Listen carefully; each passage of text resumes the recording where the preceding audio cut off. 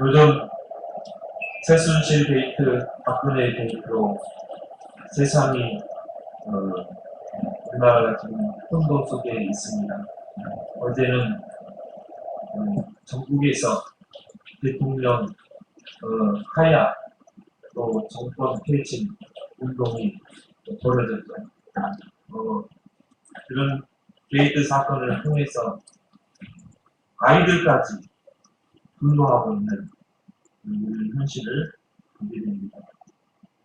많은 사람들이 정권 퇴진 운동을 일으키고 대통령에게 화살을 던지지만 복음 가진 우리는 대통령과 민족을 위해 기도해야 될 줄 믿습니다. 이게 복음 가진 자의 복이 되십니다.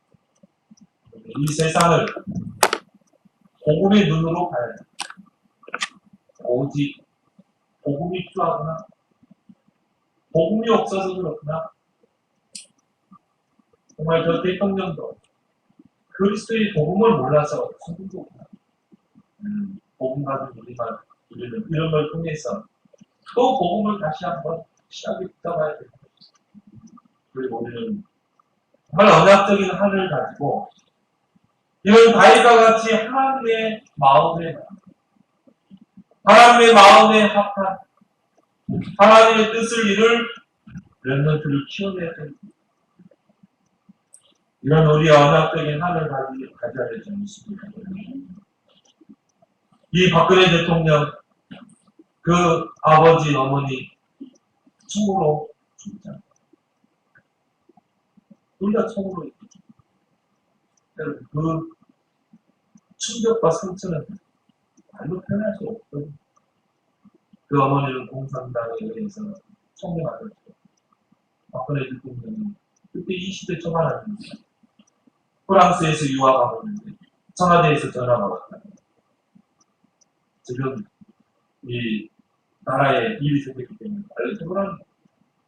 근데 자기 어머니가 죽은 줄 몰랐대. 비행기를 타고 오는데 비행기에서 신문을 보고 와요. 어머니가. 그때 그 표현이었잖아요. 몸이 그냥 얼어붙는. 여러분 그 충격을 아십니까? 그 어머니의 그 죽음에 대한 그것도 총으로 죽었다는 그 사실을 접했을 때 그 충격을 아십니까? 그 충격이 우리에게 오면요. 그 뇌 정신학자들이 하는 말이 뇌에 상당한 타격을 받습니다. 어떤 사람은요, 그 당시에 그냥 정신이 돌아버린다. 실실한다. 엄청난 충격과 마음의 상처를.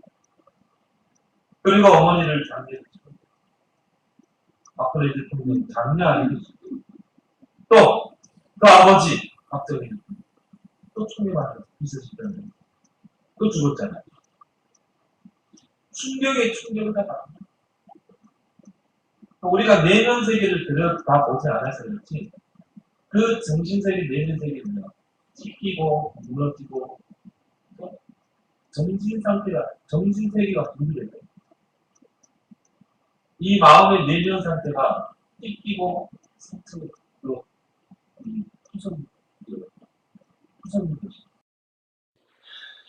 그 아버지의 그 피 묻은 와이셔츠를 자기 손으로 빨았어요. 그 총탄으로 구멍난 피 묻은 와이셔츠를 그 손으로 빨았다니까요. 그러면 그 상처는 어떻게 했어요? 그리고 동생들을 데리고 청와대에서 쫓겨난 것이죠. 얼마나 비난의 화살이 많았겠습니까? 박정희 대통령 그 치아 때 또 진짜 이 피해를 입은 사람들이 얼마나 화살을 그 박근혜 대통령에게 돌렸겠어요. 그러니까 그때부터 자기를 폐쇄시킨 겁니다. 모든 사회와 단을 쌓아버린 것입니다. 이게 박근혜라니까요. 그러는 가운데 이제 이 반무당인 최태민이가 접근한 거예요. 무당입니다. 영생교 창시자입니다. 목사라고 그러는데 목사 아니에요. 여러분 목사는요 신학을 해야 돼요. 하나님의 소명을 받아야 돼요. 신학을 해야 돼요. 안수를 받아야 돼요. 근데 박근혜는 그런 게 없어요. 어떨 때는 준비됐다가 천주교에서 영세 받았다. 그리고 어느 날 갑자기 목사. 이게 진짜입니다. 근데 이 사람이 무당이라. 박근혜 전화합니다. 내가 당신 어머니 음성을 들었다. 당신을 어머니가 만나라고 이렇게 이야기했다.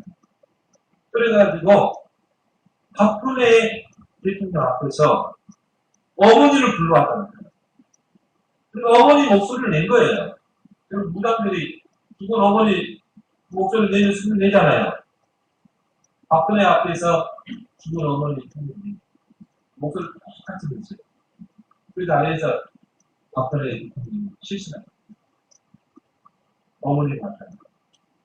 그러면서 이 특혜민이라 때부터 박근혜의 모든 걸 다 털어잡은 거예요. 그러면서 너는 대통령을 따라야 돼. 지시를 하되 너는 앞으로 이 나라의 대통령이 될 것이다.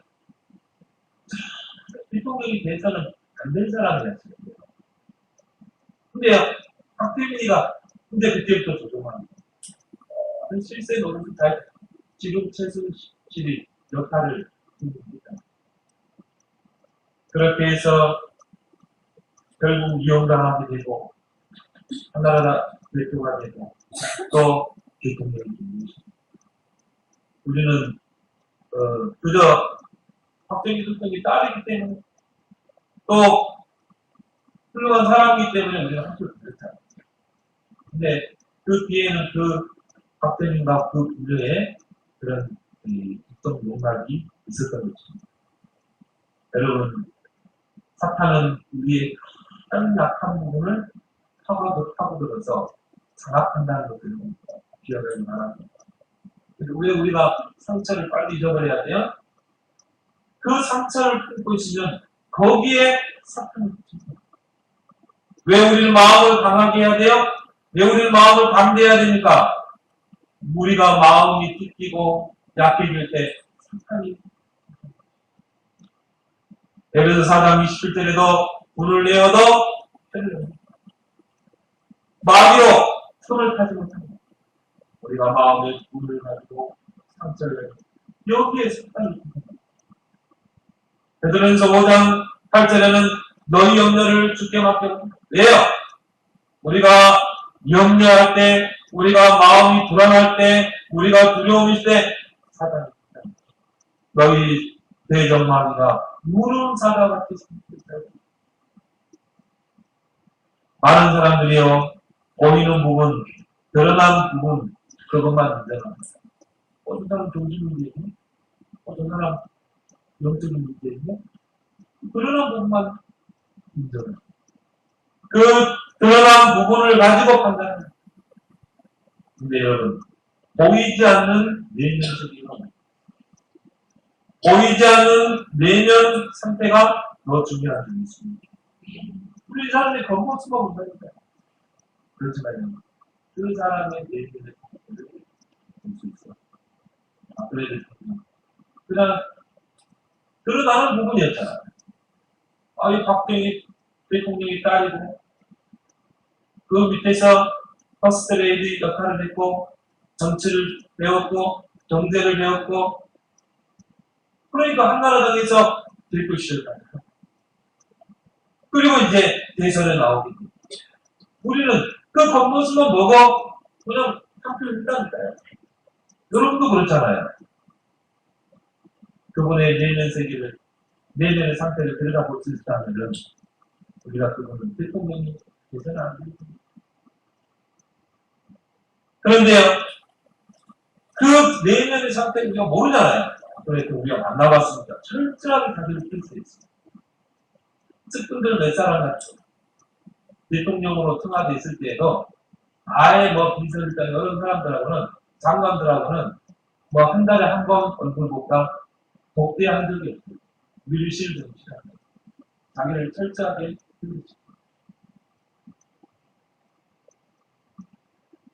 보이지 않는 내면 세계, 보이지 않는 내면 상태, 그게 겉으로 드러나요. 그동안 심리학, 정신분석학, 상담하기 많이 발전했어요. 그래서 저는 그냥 사람한테 그 속대로 같아요. 근데 이제 회고하기 간단하죠. 사람을 갈라본 거예요. 칼을 들고 배를 갈라보고, 여기 가람도 있고, 여기 장기도 있고, 여기 미도 있고, 회고하기 간단하죠. 회고하기 발달과 함께 의학이 발달하죠. 뚜껑을 열어보니까요, 암이라는 게 있는 거예요. 이 암이 사람을 그러면서 거기에 연구하게 되고, 의학이 발전하게 되고, 그 전에는 병들면 어떻겠습니까? 약 발랐다니까요. 몸이 병들면 어떻겠습니까? 무당 불러서 그랬잖아요. 뇌과학이 발달하면서 의학이 발달하고, 그러면서 그 사람의 내면 세계까지 들여다보는 그런 이제 심리학이 발달하게 됩니다. 정신 분석학이 발달하게 됩니다. 그래서 프로이드 심리학, 융의 심리학, 그런 심리학들이 많이 나왔죠. 저도 뭐 심학교 때 그런 상담학, 심리학 배웠고, 그런 것들이 우리에게 필요 없지 않다는 게 아닙니다. 그런 도움도 받아야 돼요. 그 사람 정신문제, 정신질환, 노이로제에 시달리고 있다. 그러면 그런 정신 분석학, 심리학을 통해서 그 사람의 내면 세계를 들여다봐야 돼요. 아, 이 사람이 이런 내면 세계, 과거에 이런 것들이 있었기 때문에 지금 이런 상태가 있구나. 이렇게 될 수밖에 없구나. 이게 일반적인 분석을 통한 정신. 그런데요, 영적 세계는 지금까지 들여다봅니다. 의사들, 정신병원, 또 의사를 있습니다. 영적 세계는 들여다봅니다. 예, 영적 세계는 불신자 상태와 연결됩니다. 왜 저 사람이 저렇게 정신문제, 왜 저 사람이 마음의 질병, 왜 저 사람이 이런 질병 속에 있는가? 창세기 3장. 영적 세계는 불신자 상태와 연결됩니다. 하나님을 따라 죄와 사랑의 영상. 하나님을 떠나서 우상 숭배하고 경배 대상을 바꾸고 귀신과 사귀기, 공중 권세 잡은 자를 따르고 세상 풍속을 쫓고 공중의 권세 잡은 자를 따랐으니 이런 불순종의 아들들 가운데 역사하는 겁니다. 이런 영적인 세계를 모른다 이 말이에요. 그래서 본질상 진노의 자녀들이 그래서 영적 문제가 정신 문제가 온다는 걸 모르는 거예요. 영적 세계는 아직까지 현대의학으로 들여다보고 근데 그게 성경에 나와 있다. 이미 의학이 발달하기 전에 성경에 나와 있다. 그래서 우리는 지금 불신자 상태를 계속 들여다보고 있습니다. 마귀에게 소속된다. 불신자 상태. 우상 숭배할 수밖에 없는 세상 풍속을 쫓을 수밖에 없는 그 불신자 상태. 그것으로 인해서 오는 마음의 병, 정신의 병. 그걸 들여다보는 거죠. 그게 내면 세계입니다. 잠언 4장 23절에 무릇 지킬 만한 것 중에 더욱 내 마음을 지키라. 생명의 근원이 이에서 성경은 이렇게 말합니다. 뭘 지키라고요? 마음의 시작이요. 마음이 그 마음 먹는 대로 된다고 그러잖아요. 우리의 내면 세계가 내 내면 상태가 어떤 상태인가에 따라서 모든 것이 나오게 됩니다. 바로 이 마음이 사탄 역사는 행동가 됩니다. 또 이 마음이 하나님이 쓰시는 행동가 될 수 있습니다. 이 마음이 사단에게 잡히면 사단에게 쓰인다. 그래서 우리 마음을 지켜야 될 줄을 믿습니다. 무엇보다 마음을 지켜야 돼요. 왜 우리가 말씀으로 충만해야 되니까 우리 마음을 가라. 예배소 4장 27절에 돈을 내어도 헬름지 말고 마귀로 하여금 힘을 탈거다. 우리의 마음속으로 우리 마음속의 상처, 미움, 질투 이런 것들이 뭐라고요? 사단이요. 성경은 우리의 내면 상태와 영적 상태를 같이 언급하고 있습니다. 우리가 마음의 상처를 오랫동안 품고 있으면 어떻게 됩니까? 이게 정신문제를 들립니다. 왜요? 사단이 역사를 풍부합니다. 사무엘상 16장 13절에 이 사울합니다. 사울왕의 마음 상태가 내일 상태가 어떻습니까? 다윗을 미워하고 질투하고 시기하고 그 마음에요 그런 것들이 가득한 거예요. 다윗이 전쟁터에서 돌아오면 백성들이 막 하루를 하면서 다윗은 천천히요 사울은 천천히요 다윗은 만만히로다 백성들이요 군대 장관이 다윗을 막 올리고 사울이요 거기 상처 여러분들은 온갖 여러분들은 상처 있다가 빨리 건져버리기 바랍니다. 좀 심한 그게요 사단입니다. 어릴 때 문풍지에 구멍뚫을 어디에 얼마나 그 참말하고 얼마나 춥습니까? 시골에 내가 안 자라고 우리를 흔들 모를 때 아니야. 그럼 어떻게 해요? 종이 찢어가지고 풀칠해가지고 맵잖아요. 바람. 우리 마음이 이런 흑암이 들어올 수 있는 구멍이 펑펑펑 뚫렸다. 그러니까 차라리 사울의 마음이 이랬어요. 상처, 분, 뭔가 미움, 질투, 시기 이런 것들이 됐어요. 악한 신이 사울을 잡아옵니다. 이게 중심되는 이런 내면 세계가 중심되는 성경은 이렇게 연결시키고 있다. 베드로전서 5장 7절 8절에 우리가 지나친 염려를 하게 되면 어떻게 됩니까? 사단이 염려도 잠시 하다가 건져버려야 돼. 기도적으로 삼아야지. 아무것도 염려하지 말고 그걸 가지고 감사함으로 기도해야지. 여러분이 막 치게 염려하고 앞으로 있을 것까지 막 땡겨서 염려하고 남편 걱정, 자식 걱정, 돈 걱정, 염려, 근심 걱정 이런 게 지나치거든요. 지나친 염려, 불평, 원망, 부정적인 사고 이걸 가지게 되면 우리의 내면 상태가 이런 상태가 되면 여기에 우렁사를 같이 삼키는 거죠. 그래서 무엇보다도 너희 마음을 지키라. 여러분의 마음속에 들어간 것은요 반드시 삶으로 드러나거든요. 마가복음 7장 21절 23절에 보면 마음에서 나오는 악한 생각 여러분이 사람을 기대했다. 이 사람 마음속에 미움이 있습니다. 이 사람 마음속에요 뭔가 이 사람에 대한 미움이 있었기 때문에 이게 나타나는 것입니다. 삶으로 나타나는 것입니다. 결국은 우리 마음속에 들어가 있는 것들이 우리 정신 건강을 해치고 왜 성경은 제사를 금합니까? 이게요 귀신과 교제하는 것이고 이게 귀신과 사귀는 거예요.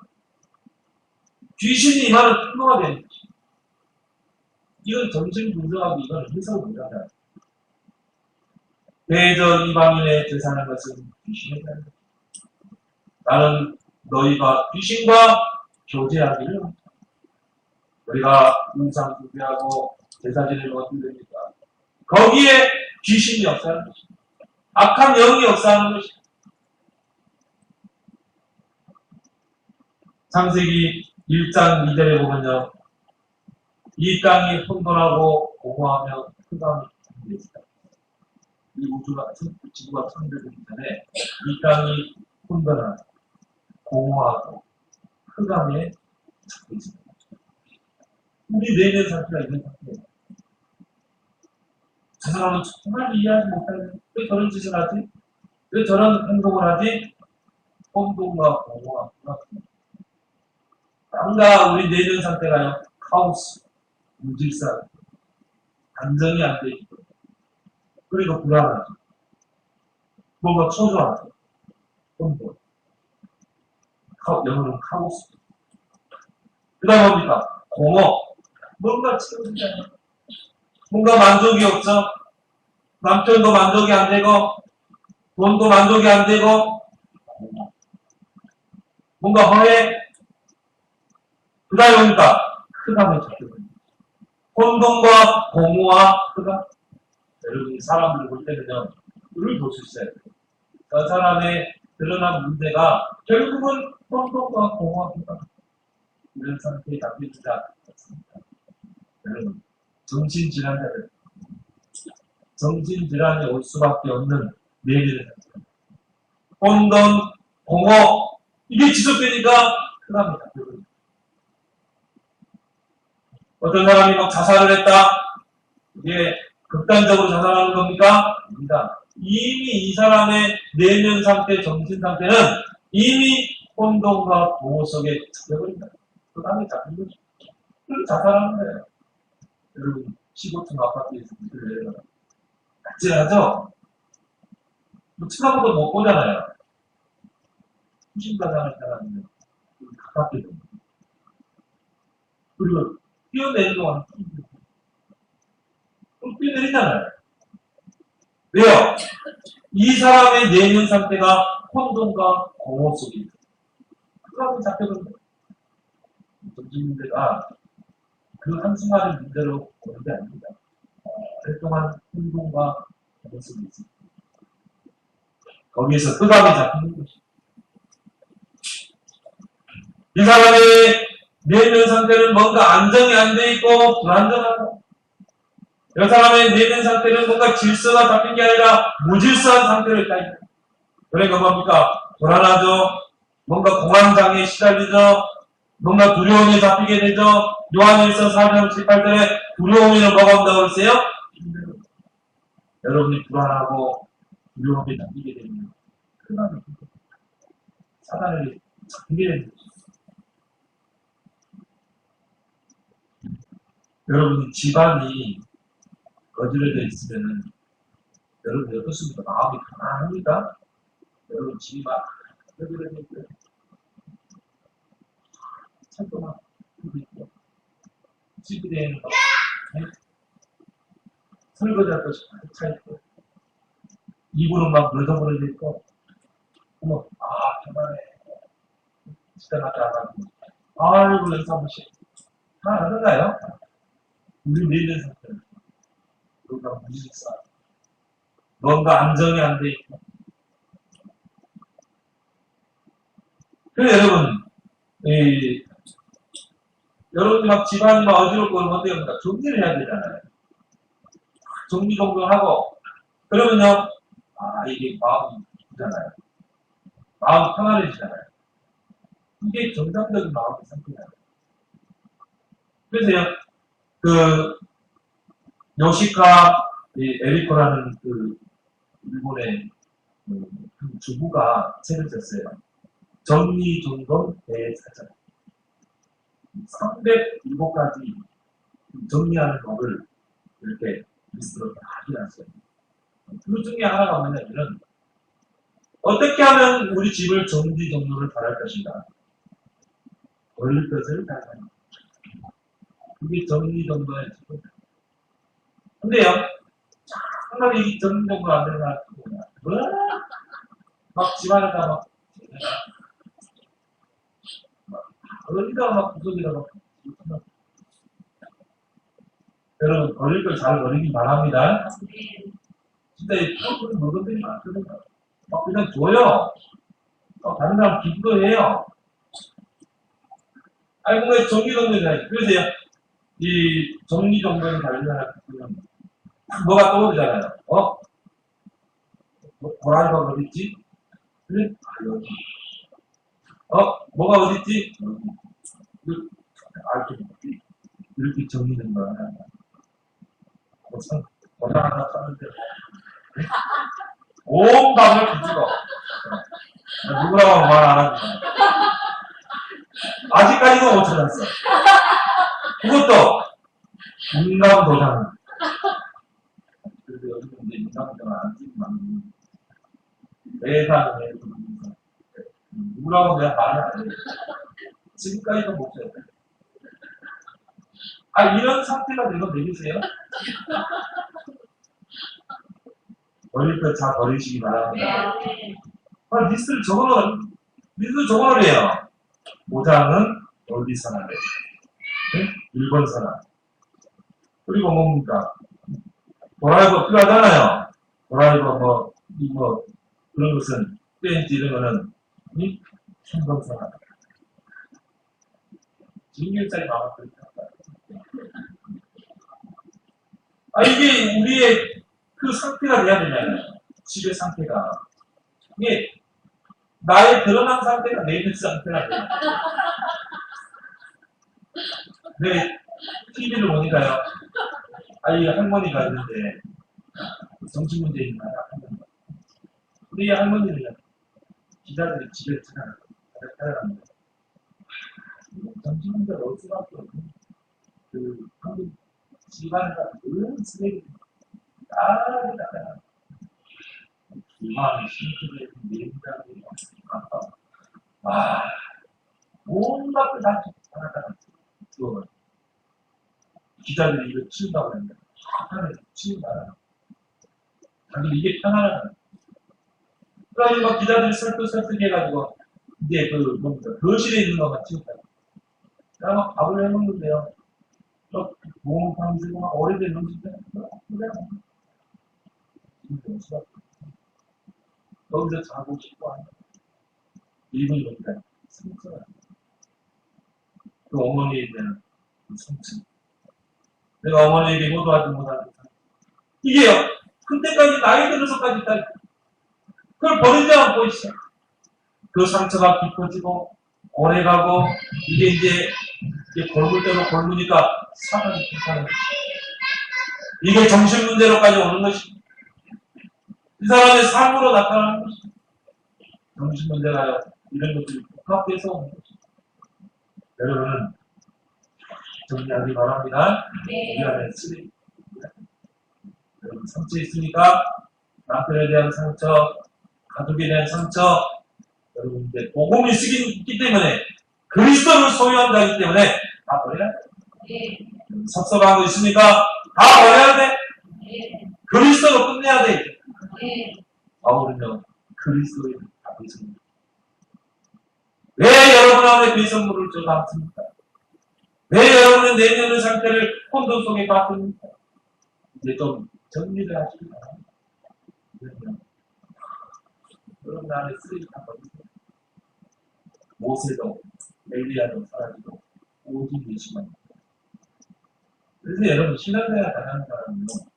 그냥 오직 그리스도, 오직 하나님 나라, 오직 성령 그게 다 떠나요. 오직 그리스도로 내 인생이 담나고 나는 이제 오직 하나님 나라를 위해 살고 나는 내 능력 안 되기 때문에 오직 성령 충만 속에 들어가고 나가고 복잡합니다. 신앙생활 너무 끝났어.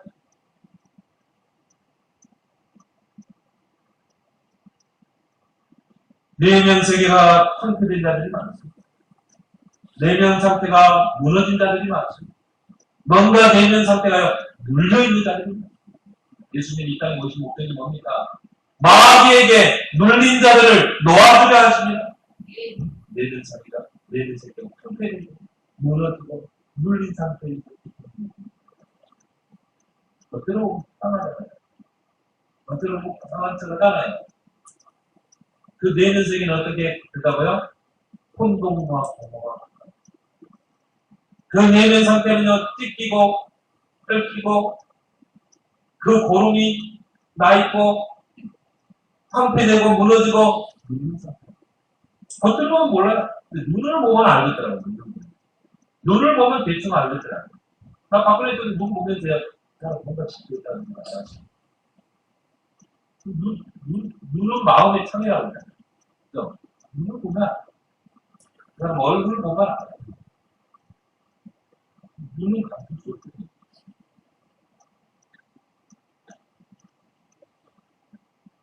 그러니까 뭔가 정서불안, 공황장애, 기회망상, 노이로제, 신경쇠약 오는 것입니다. 이게 바로 내게 다가오는 거예요. 여러분 성이 함락되면 어떻게 됩니까? 한 마을을 지키는 성이 함락되면 어떻게 돼요? 적이 침투됩니다. 성이 경고하면 어떻게 됩니까? 적이 침투됩니다. 그리고 그 성 안에 있는 사람은요 할 공사를 짓고 생활도 하고 자식도 키우고 성이 무너져버리면 어떻게 됩니까? 성이 황폐되고 성이 무너져버리면 다 뺏기는 거야. 적들이 와서 다 죽이는 거야. 완전히 그 성을 황폐하게 만들어. 우리 상태는 우리 마음에 불구한 성이 다 문제가 됩니다. 여러분, 마음이 강한 사람은요, 정신력이 강한 사람은 절대 정신이 안 됩니다. 마음이 약하고 찢기고 상처투성이고 혼돈과 공허에 눌러있는 거 황폐되고 무너진 사람에게 사랑합니다. 그래서 성경은요, 마음을 강하게 하라, 담대하라. 왜요? 그 마음에서 생명의 기분이 납니다. 여러분, 마음을 강하게 할 수 있습니다. 왜 우리가 성령 충만해야 됩니까? 마음을. 왜 우리는 은혜 속에 들어가야 됩니까? 마음을 강하게. 그 혼돈과 공허와 흑암 속에 있는 이 세상에 하나님이 창세기 1장 3절에 빛이 있으라. 빛을 창조했어요. 그 빛이 임하니까 어떻게 됩니까? 어두움과 이게 혼돈 속에 있습니다. 빛을 창조하는 이게 갈라집니다. 그 어두움이 빛을 침범할 수 있어요? 왜 하나님을 닦아? 빛과 어둠으로. 무질서가 질서로, 우리 마음의 불안정이 안정으로, 이게 그리스도의 빛인 줄 믿습니다. 그 그리스도의 빛이 내 안에. 그 그리스도의 빛이 내 내면 세계를 지배해. 그 그리스도의 빛이 나의 정신 세계를 지배해야 될 줄 믿습니다. 그리고 어둠과 빛은 딱 나린다. 어둠과 빛은 우리 마음 내면에 빛의 상태가 될 줄 믿습니다. 그래서 예수님은 생명의 빛으로 있다는 것입니다. 여러분이 예수 그리스도를 알고 믿고 영접합니다. 이게 보통 사건입니까? 여러분 이거처럼 이야기하나요? 영접한다, 교회 믿는다, 이러면 하나님은 작은 말이에요. 이게 작은 말입니까? 예수님이 하신 말씀인데 이게 그냥 가벼운 말입니까? 이 안에 다 있어요. 여러분 진짜 예수 그리스도 알고 믿고 영접합니다. 진짜 영접하면요, 내게 영접 문제 그것이 심하다. 아니 빛이 임하면 어두운 즉시 따라가게 있어요. 진짜 여러분 영접했습니까? 아멘. 진짜 여러분 영접했어요? 네. 진짜 영접해서 하나님 자녀 됐어요? 근데 왜 과거에 머물러 있어요? 왜 내가 환경에 속아요? 왜 문제에 속아요? 영접해서 하나님의 자녀가 되고 그 그리스도가 내 안에 생명의 빛으로 들어오시고 그 그리스도가 내 안에 주인으로 계시는데 우리는 그리스도의 빛을 소유한 자인데 왜 환경에 속습니까? 왜 과거의 상처에 머물러 있습니까? 여러분이 속는 진짜 영접하기 바랍니다. 끝나잖아요. 그리스도 안에서 다 끝나잖아요. 부모님은 과거, 현재, 미래 문제가 끝나는 거잖아요. 여러분, 두 번째로 드러난 문제, 오래된 문제를 잘 구별할 수 있어요. 내게 드러난 많은 사람들이요. 드러난 문제가 이미 오래된 문제라는 그 사실입니다. 어떤 사람은 우울증, 불면증, 이런 마음의 드러난 거죠. 어떤 사람은 우울증이 갖고 있네. 왜 저렇게 불면증이 시달리지? 어떤 사람은요, 노이로제, 불안, 여러 가지 망상, 정서불안, 정신병 드러난 거잖아요.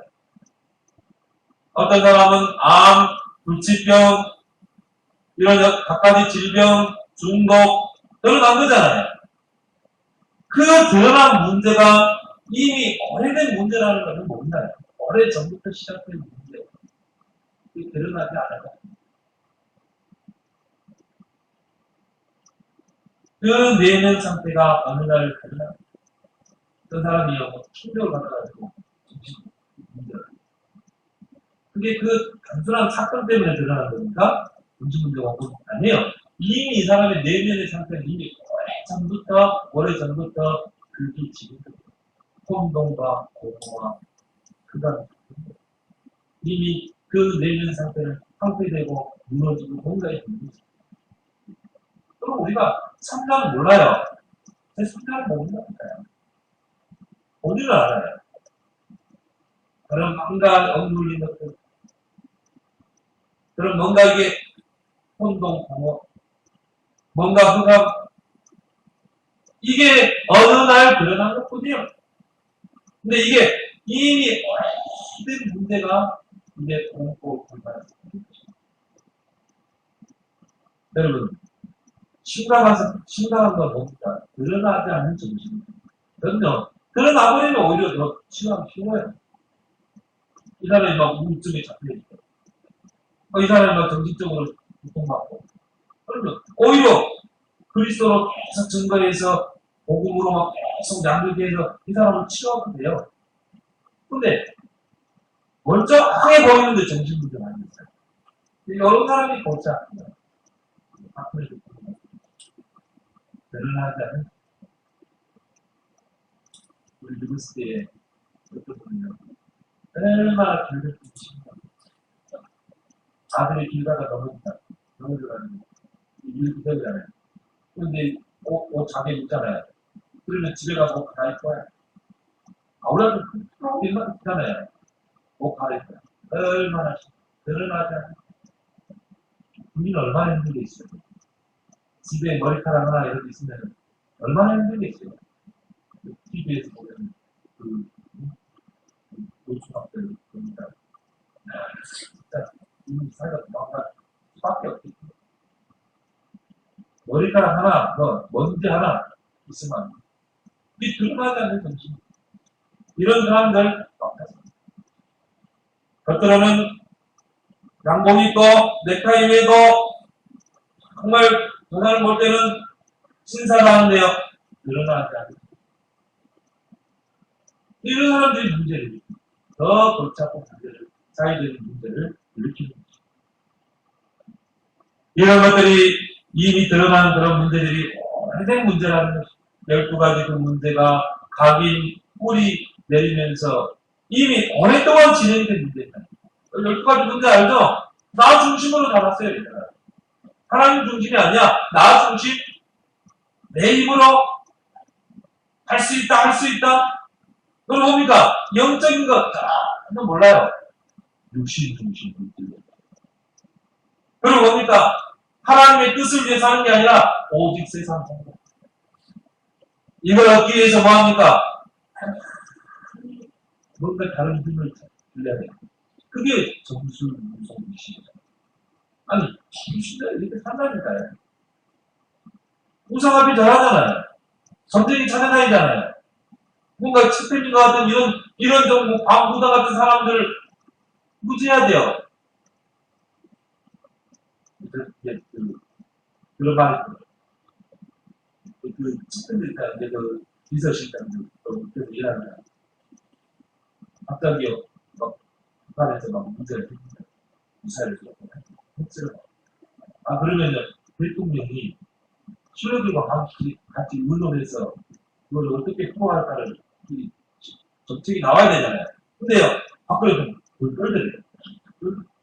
그런 보고를 끌지만은 밀실로 들어가야 돼요. 그래가지고 있잖아요. 우회기 전화가 있어요. 그, 공단 최신식. 이게 너무 거를요, 위에서 최신식이 나타납니다. 이게 부신잖아요.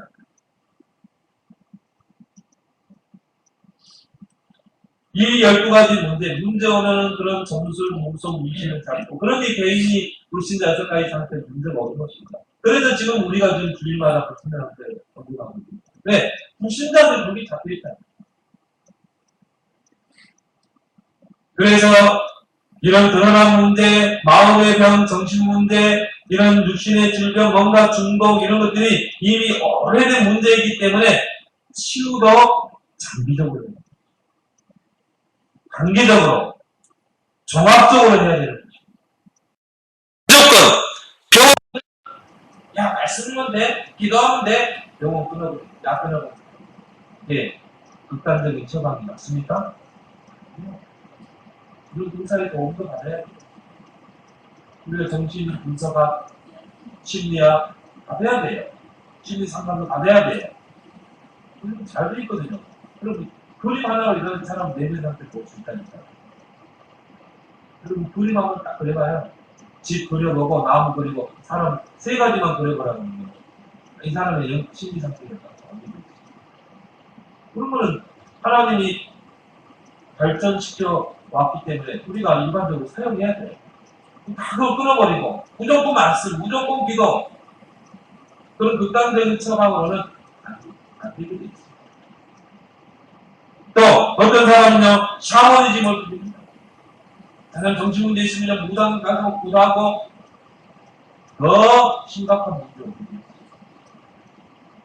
우리는 올바른 치유 순서에 따라서 단계적이고 종합적이고 장기적인 치유를 해야 될 줄 믿습니다. 그게 성경이 나와요. 성경만이 이 문제를 해결하겠습니다. 그래서 성경은 뭐라고 합니까? 그런 그 문제 근본 치유부터 해야 됩니다. 근본 치유가 가장 우선적인 치유. 어떤 치유입니까? 영적인 치유, 영혼 치유. 왜 그래요?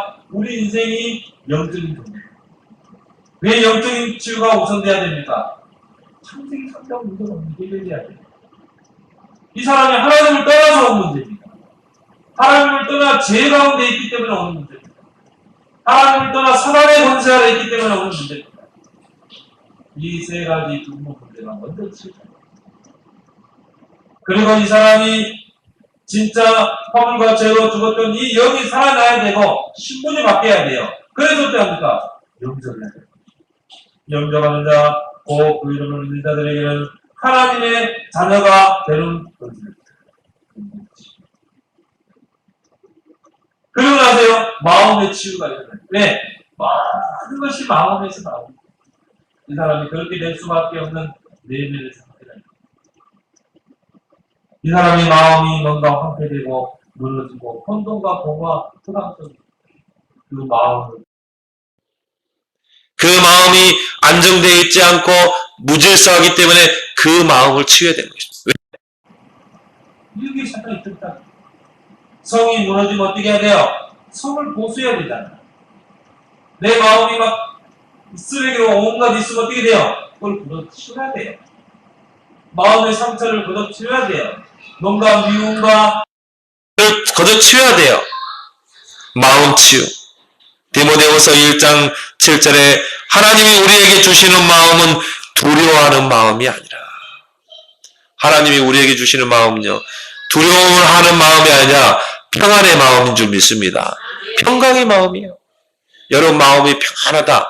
이 사람은요 마음이 안정되어 있기 때문에 그래요. 나는 마음이 평안하다. 여유가 있다. 이 사람은 마음의 내면의 질서가 잡혀있기 때문에 그렇습니다. 그렇잖아요. 여러분이 가정의 집안이 정리되어 있고 정돈되어 있으면 마음이 편하죠? 그죠? 쉬고 싶죠? 똑같다니까 우리 내면 세계가. 마음 치유. 히브리서 13장 9절에 마음은 은혜로서 굳게함이 아름답고 우리 마음은 하나님의 은혜로 강건해야 될 줄 믿습니다. 이 사람을요 근본을 치유하고 나서 신분을 바꿔주고 나서는요 마음을요 은혜 속에 들어가도록 해야 돼요. 은혜의 보좌 앞에 들어가도록 해줘야 돼요. 그래서 이 마음을요 강하게 해줘야 돼요. 디모데의 그리스도 예수 안에는 은혜 속에서 강하라. 히브리서 4장 16절에 때를 따라 돕는 은혜를 얻게 하여 은혜의 보좌 앞에 담대 나아가라. 은혜 받기 해야 됩니다.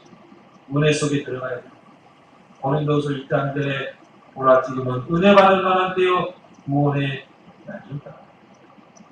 주변에 영적으로 있는 정신적으로 시달린 사람이 있습니다. 근본을 바꿔줘야 됩니다. 복음으로 근본을 바꿔야 됩니다. 사망에서 생명으로 마음이 달려있어 하나님의 자녀로 지옥 백성에서 천국 백성으로 그리고 나서 어떻게 해야 돼요? 이 사람을 은혜의 보좌 앞으로 은혜 속에 들어가도록 해주세요. 우리가 왜 자꾸 복음을 드려야 됩니까? 왜 자꾸 집회에 들어가야 됩니까? 내 안에 있는 영적인 문제. 우리 있거든요. 다 있어요. 본질적인 영적인 문제 있습니다. 이게 은혜 속에 들어갈 때, 은혜 보좌 앞에 들어갈 때 치유됩니다. 우리 마음의 경관성이 은혜 속에서 들어가는 것입니다. 그리고 나서요, 성령 충만을 유지해야 됩니다. 말씀으로, 기도로, 말씀에 집중하게 하고, 기도에 집중하게 하고, 그래서 예배가 끝납니다. 그래서 정식기도를 해야 됩니다. 우리가 말씀과 기도에 집중할 때 성령이 임할 줄 믿습니다. 에베소 6장 17절 18절에 뭐라고 했습니까? 말씀의 검, 성령의 검. 우리가 말씀을 집중할 때 그게 검이 되는 거죠. 사단을 이기는, 적을 이기는 검이 되는 거죠. 그리고 뭐라고 했습니까? 성령 안에서 무시로 기도. 그냥 그거 하지 말고 뭐라고요? 그 말은 말씀과 기도는 성령이 충만히 임하는 사무엘상 16장 23절에 사울왕이 악신에 시달릴 때 다윗이 찬양하며 기도했어요. 그때 사울에게는 악신. 보세요. 이 정신적으로 영적으로 시달리는 사람들 계속 말씀 속으로 기도해야 돼. 계속 기도하도록 해야 돼. 그리고 찬양하도록. 이게 바로 성령 충만을 유지하는 비밀인 줄 믿습니다. 성경에는요, 마음과 생각을 지키는 두 가지 방편을 말하고 있습니다. 우리 마음과 생각을 어떻게 지킬 것인가? 첫 번째 뭐라고 하세요? 말씀으로.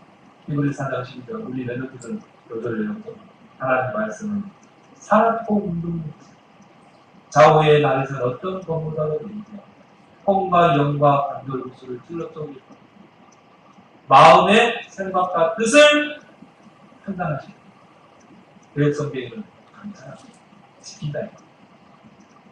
빌립보 4장 6절 7절에는 우리가 문제를 가지고 하나님께 감사함으로 기도할 때 그리스도의 평강이 너희 마음과 생각을 지키시고 우리 마음과 생각을 두 가지로 지킬 수 있어요. 말씀과 기도를 주고 있습니다. 그러면 사람에게 그 마음과 생각을 우리 마음이 강하게 될 줄 믿습니다. 치유의 완성, 치유의 완결은 뭡니까? 질병을 통해서 하나님의 계획을 찾아냅니다. 내게 정신문제가 왔다. 이 문제를 통해 하나님의 계획을 찾아냅니다.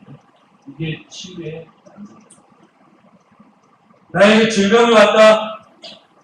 이게 낫고 안 낫고 이게 중요한 게 아니라니까요. 을 통해서 하나님의 계획을 찾아냅니다. 이걸 보고 선민이 천명, 소명, 사명을 찾아냅니다. 이게 치유의 완결인 줄 믿습니다. 아, 저 사람 치유받았다. 여기까지 가야 돼요.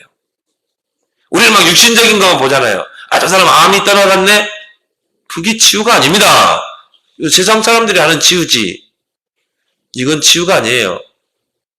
안진병이가 일어나는 거, 그게 기적이 아니에요.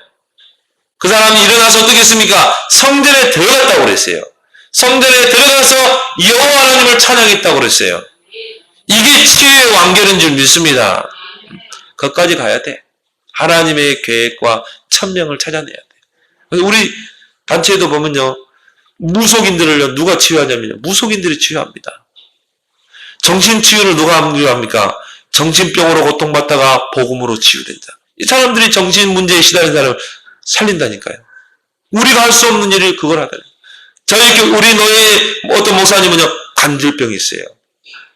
이분이 진짜 그리스도를 통해 치유된 거라. 지금 뭐 환자합니까? 지금 간질병이 나오네요. 뇌전병. 뇌전병 환자들을 치유합니다. 전도학교를 세워냈고요. 거기에 이제 뇌전병 환자들이 와서 치유받는 거죠. 야, 근데 영적 문제는 좀 있어. 근데 그게 중요한 게 아니에요. 나는 그게 중요한 게 아니에요. 이분 속에 들어가 있는 그리스도가 중요한 거야. 영적 문제 시달리면서도요. 그 뇌전병 환자들을 치유하더라니까. 나는 그래서 뭐 어떤 분들이 뭐 그분은 뭐 영적 문제 때문에 뭐 말이 나오고 구설수에 오르내는데 나는 그분이 귀한 거 있죠. 너무 귀한 거 있죠. 우리가 할 수 없는 그 사역을 하고 있잖아요. 이 앤 설리번 보세요. 정신 문제를 얼마나 시달렸습니까? 그가 그리스도를 만난 후에 정신병이 치유된 겁니다. 그 앤 설리번이 그 까칠한 그 여자 하나 애를 맡아서 진짜 훌륭한 과학자로 세웠잖아요. 헬렌 켈러잖아요. 앤 설리번. 그 영화 한 편 여러분 봐보세요. 진짜 막 숟가락 막 집어 던지고 진짜 이 가르치기 힘든 아이였어요. 왜? 눈 안 보이지. 말 못하지. 그래서 이 드러나는 것입니다. 그 헬렌 켈러를 훌륭한 지도자로 세웠다니까요. 이게 앤 설리번입니다. 크로스비 어릴 때 소경이 됐어요. 그렇지만 거기서 하나님의 천명을 발견한 거예요.